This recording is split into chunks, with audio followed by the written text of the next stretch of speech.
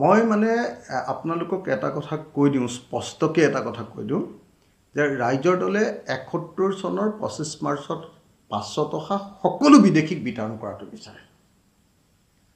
মানে ১৯৭১ চনৰ ২৫ মাৰ্চৰ দিনটোৰ পৰা ২৪ মাৰ্চৰ পিছত অহা ২৫ মাৰ্চৰ দিনটোৰ পৰা অসমলৈ অহা সকলো শ্ৰেণীৰ বিদেশীক আমি বিতৰণ কৰাটো বিচাৰোঁ। কিন্তু একেটা সময়তে আমি বিদেশী ধৰাৰ নামত বিজেপি চৰকাৰৰ যিটো নাটক, সেই নাটকটোক আমি সমৰ্থন নকৰোঁ। বিজেপি চৰকাৰে এতিয়া যিটো নাটক কৰি আছে, যদি সঁচাকৈ বিজেপি চৰকাৰৰ বিদেশী খেদাৰ ইচ্ছা আছিলে, প্ৰথমতে বিদেশীখিনি চিলেক্ট কৰি ল'ব যে বিদেশী কোন, আৰু বিদেশী কোন চিলেক্ট কৰিবৰ কাৰণে আটাইতকৈ ডাঙৰ বিজ্ঞানসন্মত নিয়মটোৱে হ'ল NRC-খন সম্পূৰ্ণ কৰা। বিজেপিয়ে আহিয়ে NRC-খন বানচাল কৰি দিলে। NRC-খন নহ'ব বুলি ক'লে, তেওঁলোকে নামানে বুলি ক'লে। আৰু যদি সেইখন NRC নামানে তেতিয়াহ'লে অন্য এখন NRC তেওঁলোকে নবনালে। গতিকে বিজেপি চৰকাৰে বিদেশী সমস্যাটো সমাধান কৰিব নোখোজে। বিজেপি চৰকাৰে বিদেশী সমস্যাটো সমাধান নকৰি ভাৰতীয় মানুহবিলাককে মাজে মাজে অত্যাচাৰ কৰি, মুছলমান মানুহ যদি হয় তেওঁলোকক অত্যাচাৰ কৰি য'তে ত'তে ধৰে, য'তে ত'তে মাৰপিট কৰে, আৰু কেতিয়াবা কোনো অৰ্থ নোহোৱাকৈ বাংলাদেশৰ ছাইডলৈ নি এৰি দিয়ে, আকৌ সেইবিলাক মানুহ ঘূৰাই। গতিকে আপোনালোকে যদি চাই, মোকে বিধানসভাত তথ্য দিছিলে যে তৰুণ গগৈ চৰকাৰৰ দিনত যিমান বিদেশী বহিষ্কাৰ কৰা হৈছিলে, সৰ্বানন্দ সোণোৱালৰ দিনত সিমান কৰা হোৱা নাই। আৰু সৰ্বানন্দ সোণোৱাল চৰকাৰৰ দিনত যিমানকেইজন বিদেশী খেদিছিলে, তাতকৈ বহুত কম বিদেশী আকৌ হিমন্ত বিশ্ব শৰ্মা চৰকাৰৰ দিনত খেদা হৈছে। কিন্তু এতিয়া অসমত চাকৰি কৰি থকা চাকৰিয়ালকে আজি মৰিগাঁৱত মাষ্টৰ এজনক যিধৰণে বাংলাদেশত পঠিয়াই দিছে, মই নাভাবোঁ যে এইটো তেওঁলোকে কিবা বিদেশী চিনাক্তকৰণ কৰি তেওঁলোকে বাংলাদেশলৈ খেদিছে।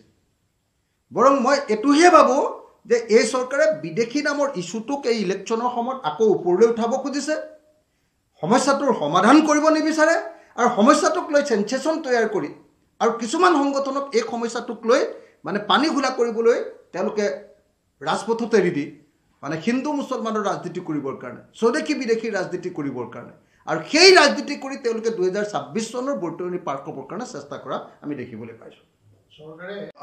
মইতো একদম খাটাংকৈ এটা কথা ক'ব খোজোঁ যে বিদেশী বিতৰণৰ প্ৰশ্নটো এটা ন্যায়িক প্ৰশ্ন। কোৰ্টে অৰ্ডাৰ দিব যে এজন বিদেশী তেওঁক বহিষ্কাৰ কৰক। কিন্তু এতিয়া পুলিচে ২০২৬ চনৰ আগত যাতে হিন্দু মুছলমানৰ মাজত আকৌ এটা সংঘাত হয়, আকৌ এটা বিদেশী স্বদেশীৰ নামত যাতে এটা চেনচেশ্যন, উত্তেজনা গঢ়ি উঠে, আৰু তাৰ ফলটো যাতে ২০২৬ চনত বিজেপিয়ে খাব পাৰে, সেইকাৰণে পুলিচক ব্যৱহাৰ কৰি এতিয়া আকৌ কিছুমান সংখ্যালঘু মানুহক তেওঁলোকে ভীতিগ্ৰস্ত কৰিছে। আৰু সেই ভীতিগ্ৰস্ততাটো প্ৰদৰ্শন কৰি তেওঁলোকে কি কৰিব খুজিছে, সেই ভীতিগ্ৰস্ততাটো প্ৰদৰ্শন কৰি হিন্দু মানুহক উত্তেজিত কৰিব খুজিছে, আৰু হিন্দু আৰু মুছলমানৰ মাজত এটা সংঘাত তৈয়াৰ কৰি তেওঁলোকে তাৰ মাজেদি কি কৰিব খুজিছে, ২০২৬ৰ বৈতৰণি পাৰ হ'ব খুজিছে। গতিকে বিজেপিৰ কাৰণে বিদেশী সমস্যাটো হ'ল তেওঁলোকৰ নিৰ্বাচনী বৈতৰণি পাৰ হোৱাৰ এটা সাকু।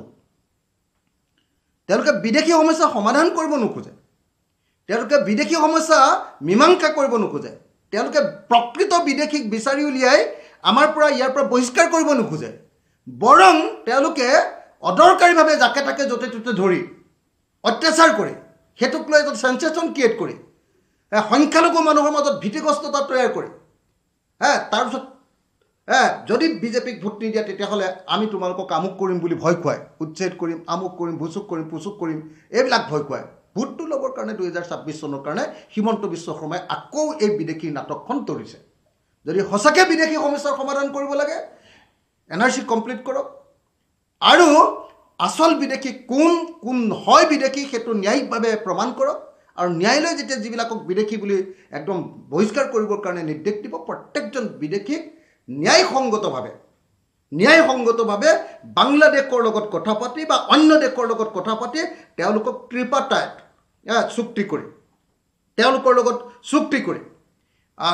লগত কি কয়, প্ৰত্যৰ্পণ চুক্তি কৰি, ত্ৰিপাটায়ত নহয়, প্ৰত্যৰ্পণ চুক্তি কৰি তেওঁলোকৰ লগত বাংলাদেশৰ লগত প্ৰত্যৰ্পণ চুক্তি কৰি অনতিবিলম্বে প্ৰকৃত বিদেশীক বহিষ্কাৰ কৰাৰ ব্যৱস্থা কৰে।